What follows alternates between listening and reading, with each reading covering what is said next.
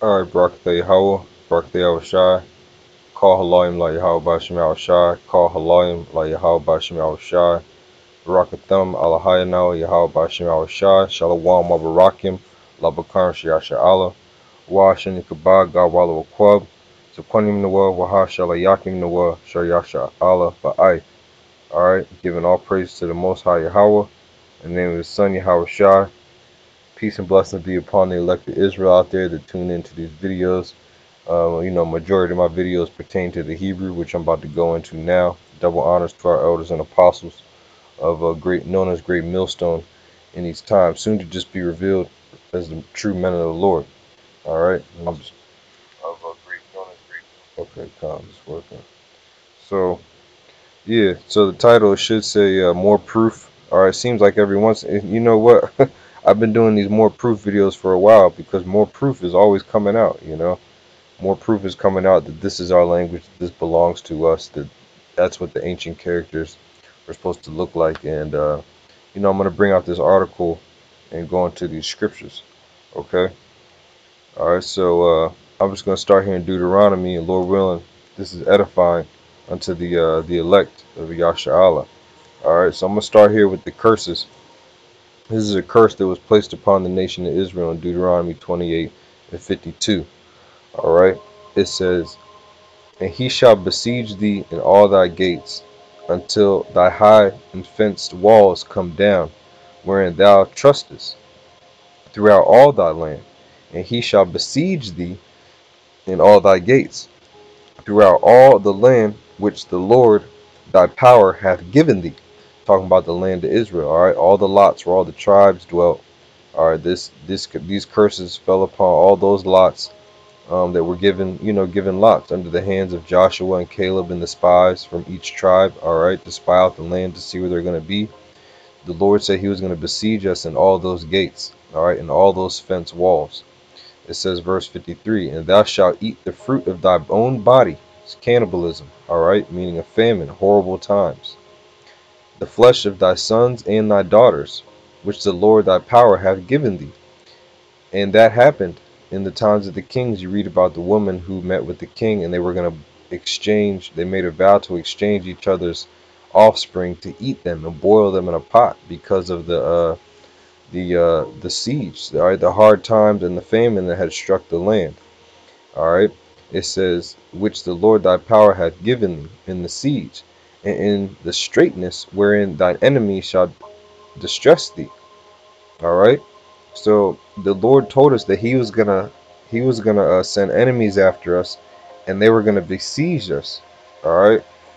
They meaning besiege. Well, you know what? Let me look that up before I get to the article. All right. I'm gonna look up that word besiege and see what that means. All right. And that says tazarar, which means to bind and narrow, be in distress, to make narrow, cause distress, to be straightened. All right. Be cramped. And that's what happened in the time of 70 AD when the Romans rolled on us. All right. We were vexed. All right. We were being harassed. All right. Where hostility was being shown towards us. And that's what the Lord did to us according to this curse. All right. So this is an article that just came out recently.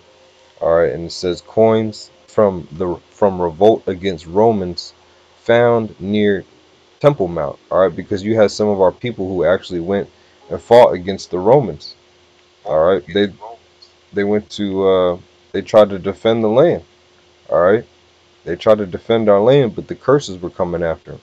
And this was recently brought out. If you can see, this date is spiritual too, man. Check this out, all right. The date this came out on March the 26th of this year, all right, at 1400 hours and at the 40th minute, all right.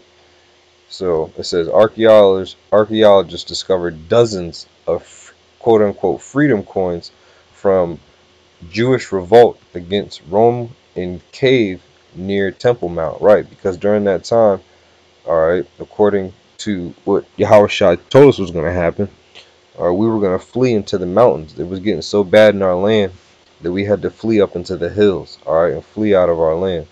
So I want to read some of this article. It says bronze coins Bronze coins, the last remnants of a 4-year Jewish revolt against the Roman Empire, were found near the Temple Mount in Jerusalem. Now it says these are bronze coins. This also points to the fact that if they said the Lord looked like this white finger over here, alright, but the scripture says that his feet were like bronze as if it burned in the furnace. See, this is already bronze and it's brown. Look at that. You see? Now if you take that and burn it, that means what? The Lord had to be a real dark man. Alright? Reading it here, it says the bronze coins were discovered by Hebrew University archaeologist Dr. Elat Mazar during renewed excavations of the Ophel located below the Temple Mount southern wall. The 1.5 centimeter bronze coins were left behind by Jewish residents who hid in large cave 7 by 14 meters for 4 years, 66 to 70 CE, from the Roman siege of Jerusalem. Remember, the Lord told us that he was going to besiege us, all right?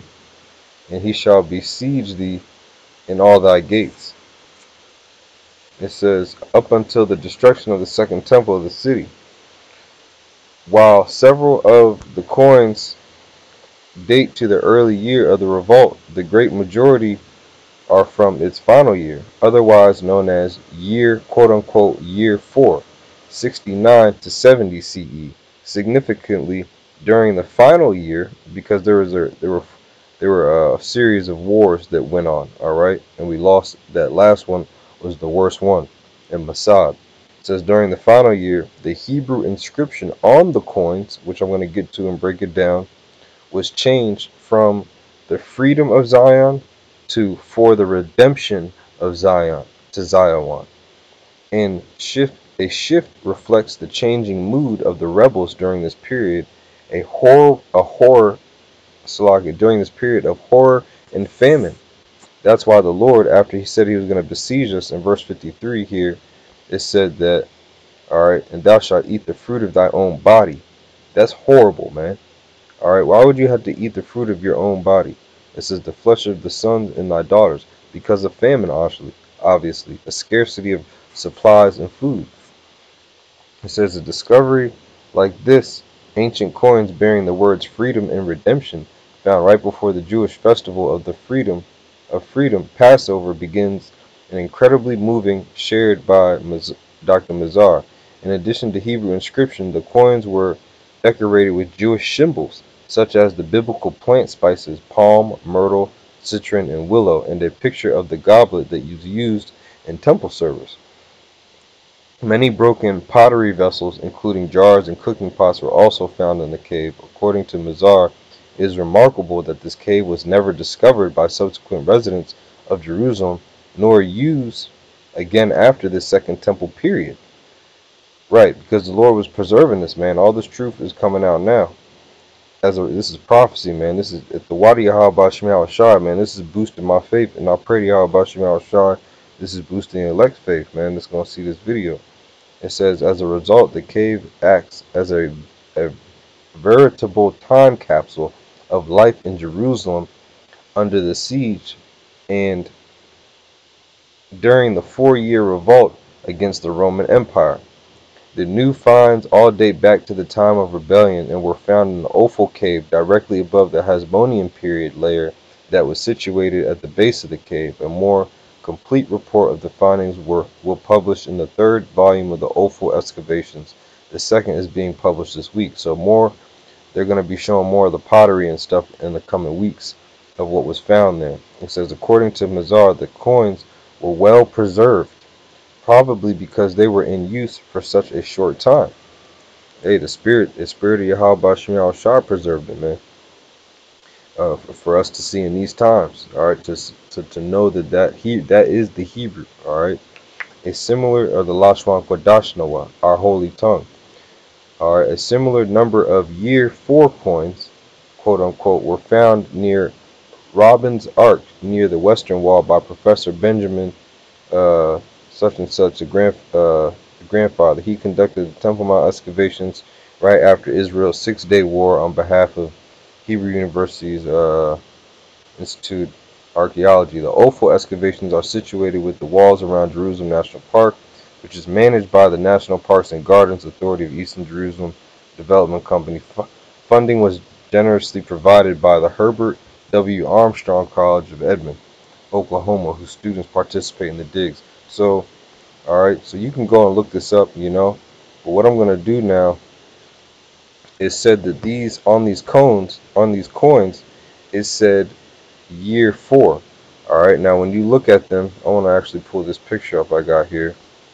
When you look at them, you can see that it says year 4. Alright, and I'm going to show you that. Alright, so you have, here's a good example. Okay, we'll just start here. We'll go through these coins. So here, where's my mouse? Alright, here we go. So you have a Shah, a Na. Alright, the way that you say year 4 is Shana Arabai. Shana means year, and Arabai means 4. Now, actually, let me go back to the precept. Let me bring out this precept. Leviticus 19 and 24. It says, "But in the 4th year, all the fruit thereof shall be holy to praise the Lord withal." And this goes into when you grow your fruit. Let me just read. Let me start at 23. 19 and 23. It says, "And when ye shall come into the land, and shall have planted all manner of trees for food." All right, and this is going to tie in. All right, this is all going to make sense. Just bear with me. It's just a good amount of information. All right. I know the Hebrew may seem boring, you know, to some, but it's so what, man. This is what I like to get into, and this is beautiful, man. All right. So I'm gonna tie this all in. Just bear with me, Baruch HaKodash. All right, so it says, "And when ye shall come into the land," Leviticus 19 and 23, "and shall have planted all manner of trees for food, then shall count the fruit thereof as uncircumcised," meaning it's unclean. All right, 3 years shall it be uncircumcised unto you, it shall not be eaten of it. But in the 4th year of the fruit, there shall be holy to praise the Lord withal. All right, so that just shows you how in tune with the earth that we're going to be in the kingdom, man. All right, we're actually going to work a land and grow fruit for 3 years, man. We're going to keep these laws, and then it's going to yield a great increase. Because when you read down here, let me just finish it. It says, "And in the 5th year ye shall eat of the fruit thereof, that it may be yield unto you the increase thereof. I am the Lord your power." That's crazy, man. You know, Esau, he just plants and plants and plants. When you plant something, all right, every year that it comes back, it gets stronger and stronger. So the Lord is telling us, for 3 years it's uncircumcised. In the 4th year, it's basically an offering, or it's holy unto the Lord. And then in the 5th year, that's when you can enjoy it. All right, which I can't wait for that. That's gonna be beautiful, man. That's probably why them cluster of grapes are so big. But here it says in the 4th year, and when you see this, it says Wa Ba Shana, which means Wa and Ba in Shana, year, Ha Rabiah, which means the 4th. All right, and 4 is Arabai. All right, Arabai or Rabai. Okay, so when we go back to these images, all right, on these coins, that's what you see. You see a Shah, a Na, and then you have a. This looks like a. This looks like a Ra, and this looks like a Ba, and this looks like a I. Shanya, Shana, Rabai. Then when you come over here, you have it. I couldn't really make out what this was. This might be Tazal because it said something about deliverance and redemption. So this might be a Tazah or a Tha. This looks like it might be a La. I can't quite make these out. Alright, but this one over here for sure. This is Shanath, which means year. And then you have, which looks like Ah, Ra, and then like a broken Ba and a I. Alright. So those definitely say year 4 on them. All right, those definitely say year 4 on them. And these are the coins from when these Edomites rolled on us in Jerusalem. If you can see, these are clearly Hebrew characters. This is the LASHAWAN Kodash. All right, this is the LASHAWAN Kodash. It was passed down. All right, the ancient language that was passed down from Adam. All right, straight up, man. This is the first. And this is the first Hebrew characters, all right, that were written, man. All right, the ancient ones passed down from the royal seed. Now, moving on, so you can see what those look like. All right, you had you had a Shah. Remember, you had a Shah. And let me see if I can do it this way. Yeah, here we go. All right, Salaki. That's that photo.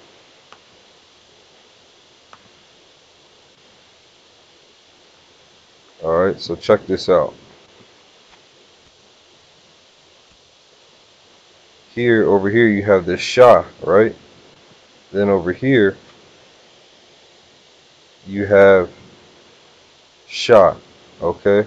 Then you can see the ancient character Na right here, and this kind of looks like a Na, all right? And this also kind of looks like a Na. So you can see the Shana, all right? And it says the fourth year, just like it says here in the article, all right? Just like it says here in the article, it says majority from its final year, otherwise known as year 4, all right, or the fourth year. Moving on some more. When you go into Google Translate and you type in year 4, what comes up? Shah, Shana, Arabai, which means the year 4, all right, the year 4, and you can see that, all right. You can pull this up and you can go through this and look at it. I'm not going to go through each one for the sake of time. If you just go online at greatmillstone.info and go to the study tools and get the Hebrew alphabet, and you can see for yourself. Now, Yahweh Shah prophesied of this, man. That's how we know that Yahweh Shah is real, man, and what he spoke was real, because he spoke about this siege that was going to happen, all right, and these coins that have been unearthed proves that.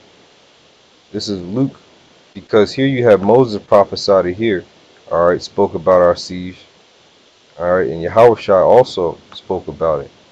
This is Luke 21 and 20. It says, "And when ye shall see Jerusalem compassed with armies, then know that the desolation thereof is nigh. Then let them which are in Jerusalem flee into the mountains." All right. Did this not say that these were found in caves? Where was that at? Let's see. Near the Jerusalem Mount, upon discovered large cave. Yeah, here it is. See, who hid in a large cave, man. All right, they hid in a large cave. That's what Yahweh Shah told us was going to happen. And let them which are in the midst depart out, and let them not then are in the countries enter in there too.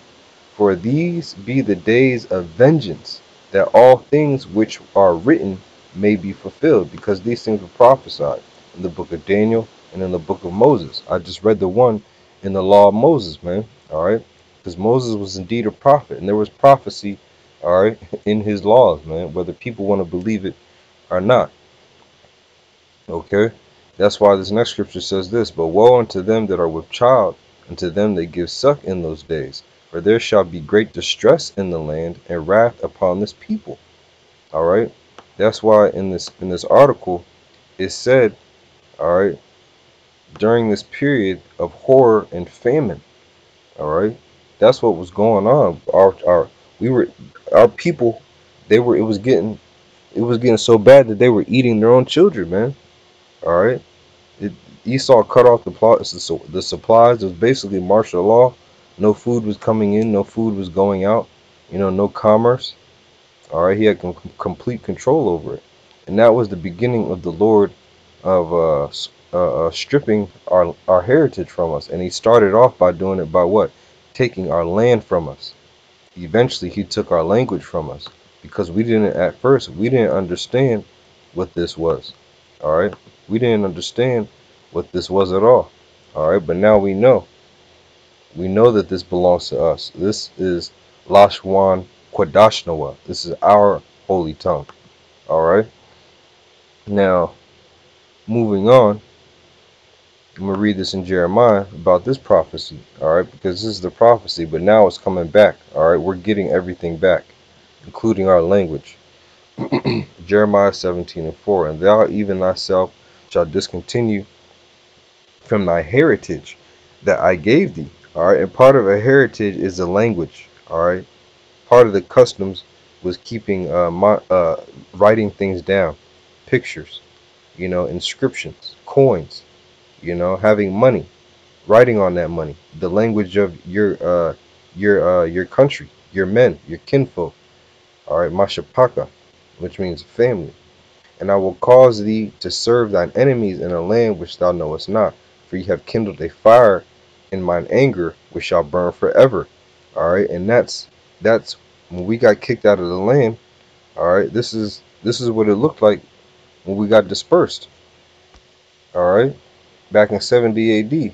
Some of us fled down into Africa.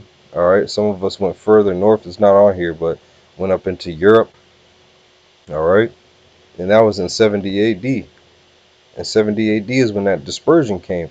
So they're saying that these stones prove that. And not stones, Salakia. Well, basically, because the bronze, all right, those come in the form of stone. All right, but this proves it, man.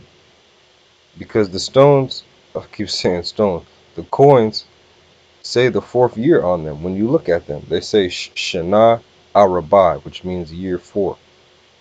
And this also proves that Esau, all right, the Romans, all right, you're gonna pay. This is another part of prophecy. You're gonna pay for this, man. All right, because not only do you dig up our remains, all right, and of our coins and stuff, you dig up tombs, all right, and these are all relics of destruction that you did to our nation. So you have to pay for this, all right. This is Obadiah 1 and 10. And Esau, you Edomites, is a so-called white race. All right. Going back to 70 A.D. Yes, you have to pick up the tab from 70 A.D. All right. Obadiah 1 and 10. For thy violence against thy brother Jacob, shame shall cover thee, and thou shalt be cut off forever. And that was an extremely violent time, man, in 70 A.D. Go read about it. It says, in the day that thou stoodest on the other side, in the day that the strangers carried away captive his forces and foreigners entered into the gates. That's that siege. All right, that's that siege.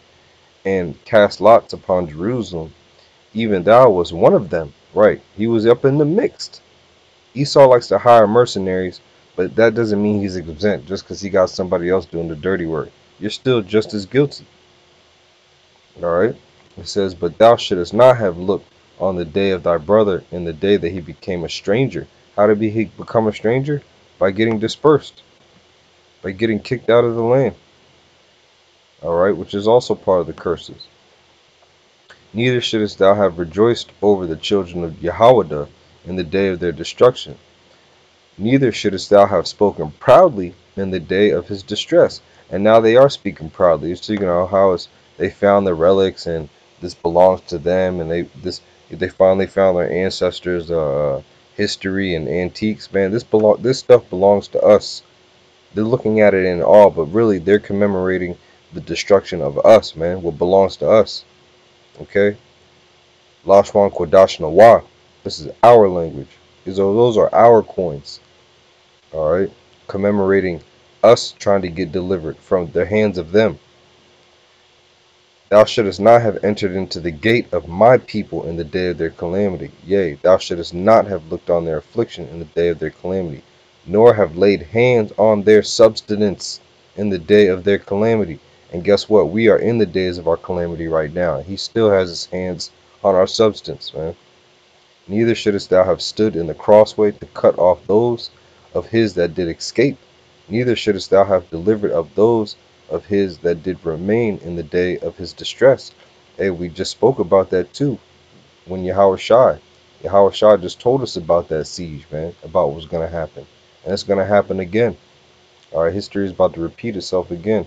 Esau's going to try and roll on us, except this time we're not going to be scattered. Yahweh Shai is going to destroy you Edomites and you nations, man, and deliver his elect Israel. Only Israelites can be delivered, man. All right, specifically 12,000 and the 1/3. For the day of the Lord is near upon all the heathen. As thou hast done, it shall be done unto thee. Thy reward shall return upon thy own head. Why does it say all the heathen? Because you have two nations of people fighting over a land that doesn't even belong to them, doing excavations and building up on land that belongs to the Negroes, Latinos, and Native Americans. All right, the true biblical Israelites. For as ye have drunk upon my holy mountain, how did they drink upon the holy mountain? By pushing us into the caves, taking our lands, raping our women, killing our children, putting us in such a horrible, and situation where they had to eat their children, man. Could you imagine? You gotta visualize it like the Apostle Bar says, man. All right, it says, "But upon Mount Zion shall be Salakia. Yea, they shall drink and they shall swallow down, and they shall be as though they had not been. But upon Mount Zion shall be deliverance, and there shall be holiness, and the house of Jacob shall possess their possessions." And that's probably why Jake back then was writing this on the stones or on the coins for the freedom of Zion, all right, for the redemption of Zion. They were writing these things because about the prophet. Some of them probably knew about the prophecies, all right. The deliverance was coming would be upon Mount Zion. It says, "And there shall be holiness, and the house of Jacob shall possess their possessions." That's why they were revolting. They were trying to retain their possessions. But this is what the prophecy says, all right? "And the house of Jacob shall be a fire, and the house of Joseph a flame," meaning the tribes are all going to come back together. "And the house of Esau," the ones doing these excavations of our land, bringing out our language and our coins, "for stubble." Esau is going to be stubble, "and he shall kindle in them and devour them, and there shall not be any remaining of the house of Esau, for the Lord hath spoken." That's right, you Edomite, you're going to go into slavery, and there's going to be no more relics of you. You're not going to just get out of slavery and then you're going to go back into history and find ancient relics of you in slavery, and you're going to have history class and teach your kids how you were slaves, and you're going to be in the kingdom. No, no, there's going to be no more remaining of you Edomites. All right, according to Obadiah's prophecy. All right, but just tying it back into the point, just want to bring this out. This is more proof, all right, about the LASHAWAN QADASH. They just unearthed these stones. All right, and like I said, this is very recent. This is on March the 26th, so this is prophecy. All right, this is prophecy right here. Coins from revolt against Romans found near Temple Mount. All right, so call halal Yahweh Bashmal Shah. Call halal Yahweh Bashmal Shah. The water Yahweh Bashmal Shah. Shalom wa barakim la bakran shayasha Allah. Wa shani kabad gawala wakwab. The Kwanmi Nawa shayasha Allah. Ha shalayakim Nawa shayasha Allah. Ba'ai. All praise to the Most High Name of the Son. Peace and blessings be upon the elected Israel, and double honors to our elders and apostles of Israel in these times, known as Great Millstone, soon to just be revealed as men of the Lord, the true men of the Lord, all right, which is 100% Amah. Shalom.